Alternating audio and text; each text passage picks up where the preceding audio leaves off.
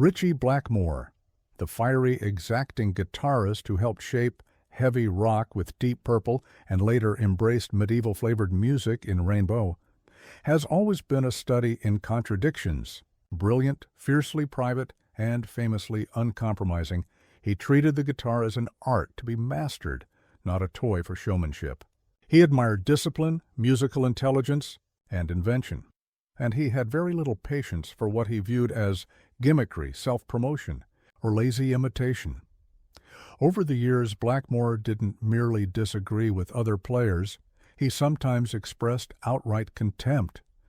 Below is a clear, corrected retelling of the 8 guitarists who, according to stories and industry insiders, most angered him.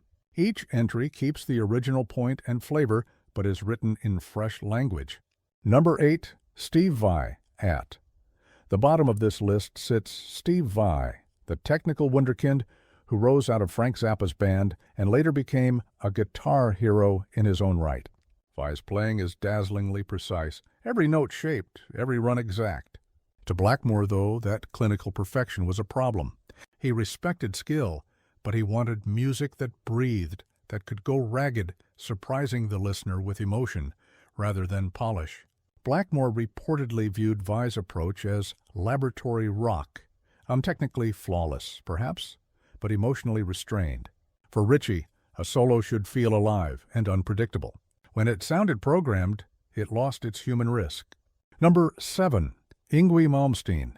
Yngwie Malmsteen's virtuosic run-throughs of Baroque-inspired scales made him the poster child for neoclassical metal. Blackmore shared an interest in classical motifs, but he resented Malmsteen's manner, the arrogance and the impression that classical elements were being used as a competitive stunt. Whereas Blackmore wove classical touches into songs to build drama and atmosphere, he felt Malmsteen often substituted speed and ornamentation for genuine musical feeling. The gripe, similar source material, but Malmsteen's execution felt like display without heart. Number 6, Kirk Hammett and Metallica represent a generational shift in heavy music. Blackmore admired craft and dynamic composition. Thrash's answer, postgoner fast, blunt, relentless, wasn't where his sympathies lay. He reportedly felt that bands like Metallica traded melody and texture for sheer velocity, turning heaviness into endurance rather than emotional weight.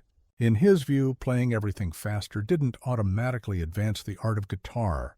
It simply repackaged aggression. That difference in priorities is what put Hammett on this list. Number 5, Slash's silhouette, top hat, Les Paul, dark shades, became one of rock's enduring images.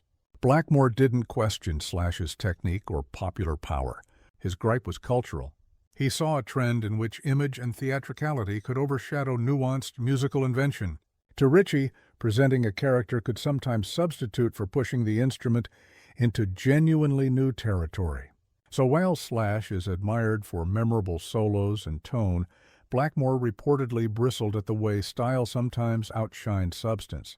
Number 4, Eddie Van Halen.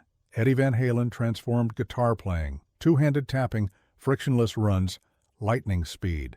It changed expectations almost overnight, and legions of young players were inspired. Blackmore respected innovation, but he worried that technical gymnastics were becoming the point rather than a means to a greater musical end. He reportedly viewed some of Van Halen's influence as turning the electric guitar into athletic spectacle, thrilling to watch but occasionally divorced from composition and emotional architecture. In short, applause for technique didn't impress him as much as songs that truly moved people. Number 3, Jeff Beck. Blackmore and Jeff Beck came up through the same British blues rock world, and both pushed the guitar into new territories, but in very different ways. Beck's restless experimentation and fearless sound hunting sometimes unsettled Ritchie. Where Beck chased novel textures and sonic surprises, Blackmore sought structural weight and classical-minded development in a song. He reportedly felt Beck could fall into novelty for novelty's sake, effects, experiments, dazzling flourishes that didn't always add up to sustained musical statements. Their rivalry reads like a debate over whether the guitar's job is to astonish in moments or to occupy a larger emotional space. Number 2, Jimmy Page, and Ritchie Blackmore had parallel trajectories in late 1960s Britain, and that closeness bred friction. Blackmore accused Page of rapping relatively simple, blues-rooted playing in mythic imagery and getting undue credit for inventing heavy music. While Page's arrangements and production were epical, Blackmore's complaint, as retold by industry observers, was that Page's mystique sometimes masked musical shortcuts. For Ritchie, authentic innovation required disciplined composition and an understanding of classical forms. To him, Page's approach sometimes looked like borrowed grandeur rather than deliberate invention. Number 1, Eric Clapton, at the top of Blackmore's list in the stories that circulated, was Eric Clapton. Clapton, standing as a blues interpreter and a huge cultural figure, was unquestionable. But Blackmore reportedly saw a different story. He viewed Clapton as a phenomenal field player who had been elevated into godlike status by press and fandom, while not necessarily advancing the technical or compositional language of the electric guitar in the way Blackmore believed true progress required.